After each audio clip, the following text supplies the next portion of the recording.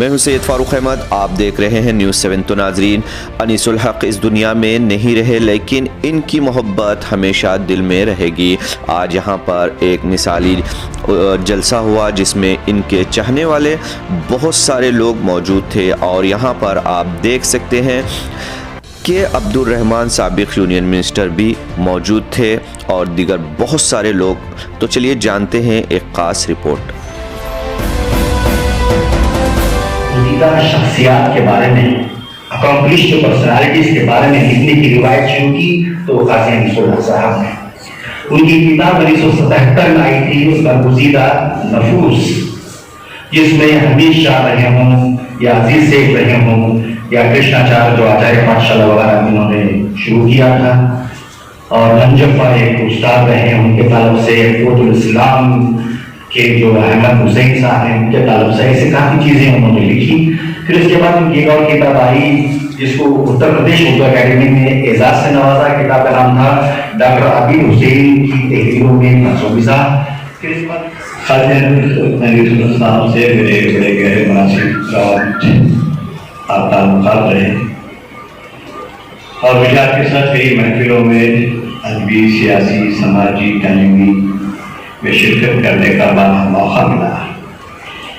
शहर कोलार में 3 मई को एक इजलास मुनक़िद हुआ। वहाँ एक इदारा है मिलत वेलफेयर ऑर्गेनाइजेशन, उसके तहत हर साल एसएलसी और हमारे एक तकरीबन 50 साल पुराने दोस्त हैं और वो उन्होंने बहुत अच्छे अहदों पर काम किए हैं। फॉर एग्ज़ाम्पल उन्होंने बेंगलुरु दूरदर्शन में डायरेक्टर के हैसियत से काम किया है, फिर दिल्ली में डिप्टी डायरेक्टर जनरल के हैसियत से काम किया है और उनका उर्दू के लिए भी ख़ासकर बहुत काम है। वो जहाँ भी गए, बेंगलुरु में भी उर्दू प्रोग्राम नशर किए थे और फिर दूसरी वो जिस जगह भी गए उर्दू का और ख़ासकर मुल्की और मिली मसाइल के लिए बहुत काम किया है।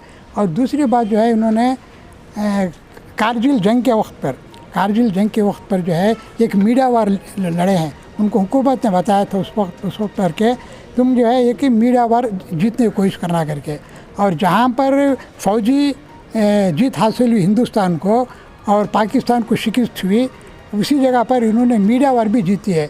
इसका जो है टाइम्स ऑफ इंडिया और स्टेट्समैन वगैरह में उस वक्त पर तकरीबन आज से 15-20 साल पहले वो जो है उसके रिपोर्ट भी आकर इनके बारे में कि उन्होंने इतना अच्छा काम किया श्रीनगर दूरदर्शन में एरिया। आला ऑफिसर होकर बहुत ही मकबूल शख्सियत के हामी थे और काफ़ी नाम था उनका हिंदुस्तान में इल्मी अदब में और तहज़ीब तमद्दुन में बहुत आला मकाम रखते थे। वो हमारे साथ नहीं हैं, सिर्फ़ उनकी यादें हैं, वो तारीख़ का हिस्सा बन गए हैं। मेरी उनकी दोस्ती गुज़िश्ता 40 सालों से हम बहुत ही क्या कहते हैं, क़रीबी रिश्ता था, क़रीबी दोस्ती थी। और ये इत्तेफ़ाक ऐसा हो गया कि उनकी एक किताब, बल्कि 2 किताबें मैंने कन्नड़ में, उर्दू की किताबें कन्नड़ में तर्जुमा किया। एक तो बहुत ही मकबूलियत हासिल की, उसका नाम है मसीहा की मौत, मसीह न मरना, कन्नड़ में मैंने किया। 2 एडिशन्स हो गए और उससे हट कर के उनकी एक शख्सियत में ऐसी खूबी थी कि वो हमेशा क़ौम मिल्लत की बहुत फ़िक्र किया करते थे। दूसरी बात यह है कि बहुत नेक थे, बहुत नेक इंसान, ईमानदार ऑफिसर थे, very bold officer also. He was a very bold, बहुत ही क्या कहते हैं, किसी को केयर नहीं करते थे, उस तरह की उनकी पर्सनालिटी, शख्सियत थी। तो बहुत ही नेक, बहुत ही खुलूस और मोहब्बत थी उनकी शख्सियत में। मैं उनकी क्या मल्टी फैसेटेड पर्सनालिटी को इस मौके पर याद करता हूँ। अब वो तारीख़ का हिस्सा बन गए। सिर्फ़ अनीसुल हक एक याद, उनका नाम में ही हक है, हमेशा हक और हुकूक़ के लिए लड़ा करते थे। ये उनकी ज़िंदगी का ब्रीफ। आज का इजलास जो है मेरे लिए बड़ा तारीख़ी इजलास है, क्योंकि अनीसुल हक जो है फर्स्ट स्टैंडर्ड से लेकर डिग्री तक मेरे साथी होना, शायद ही यहाँ कोई भी होगा जो उतनी लंबे अरसे तक उनको जानता है। वो अब उनका एक आखिरी मजमून लिखने वाले थे वो, क्या है वो मदरसे निस्वान पर उन्होंने मुझे पूछा था कि वो कब स्टार्ट हुई। हालांकि 1903 में शुरू हुआ था वो। ये मैं बोलना चाहता था इससे पहले कि मैं बोलूं, और वो जो है उनका इंतकाल हो गया और उनका वो मजमून अधूरा रह गया है। मैं और कुछ नहीं बोल सकता उनके मुतालिक। एक बहुत अच्छा इंसान है, एक अच्छा दोस्त था वो, और एक सही इंसान भाई, जिसके सोच में भी धोखा नहीं था। वो सही इंसान था वो। जहाँ तक अनीस साहब का ताल्लुक़ है, आपको मैं मुजाहिद उर्दू कहूँ तो बेजाना होगा। आपने उर्दू के लिए बहुत काम किया, उर्दू के फ़रोग़, उसके नशोनुमा के लिए, बिलखुसूस नौजवान नस्ल में उर्दू को पहचान पैदा करने, उर्दू को लोगों में आम करने के लिए आपने बहुत काम किया। वाकई जहां आपने आपका कैरियर एक लेक्चरार के हिस्से से शुरू किया था, बाद आप ऑल इंडिया रेडियो में पैक्स बने, फिर आपने दूरदर्शन ज्वाइन किया।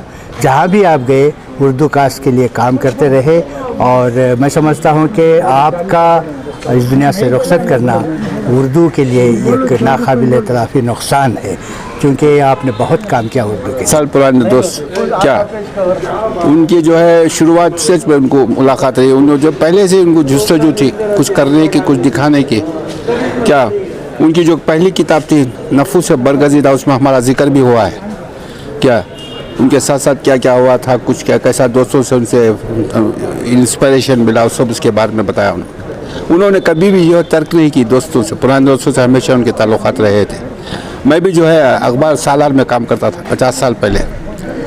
उसके बाद ये इसमें भी जर्नलिज्म में भी आए, उसके बाद जो है टीवी पर भी गए, और ये जो है साहिब तर्ज अदीब, अफसाना निगार, शायर, शायरी भी करते थे। वो मुशायरे भी रखते थे घर पर, जहाँ पर हम उनके वाली जो सदारत में ये भी होते थे, हमारा कलाम भी सुनाते थे हम लोग। बड़े भाई के क्लासमेट थे और मैं उनसे एक क्लास छोटा था, जूनियर था।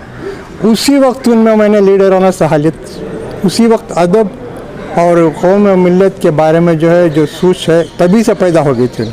बाद में वो सर्विस डिग्री कंप्लीट करने के बाद वो दूसरे हमारे बड़े भाई साहब वो जियोलॉजी में चले गए MSc के लिए, तो ये उर्दू यूनिवर्सिटी उर्दू MA करने के लिए उर्दू तक चले गए, और शायद तिरुपति यूनिवर्सिटी है। आने के बाद भी वही थे, कुछ ढंग बदला नहीं, फिर लेकिन तालीम उनके बारे में उन्होंने उनके इसमें एक नया क्रिकेट, ये sir Syed cricketers club open किया था, जिसके सेक्रेटरी थे। और जब बेंगलुरु का जो क्रिकेट स्टेडियम शुरू हुआ, पहली मैच जब यहाँ हुई थी, मैं भी था उस वक्त भी, वो सेक्रेटरी थे, और वो अलग पवेलियन बड़े थे उनके भाई।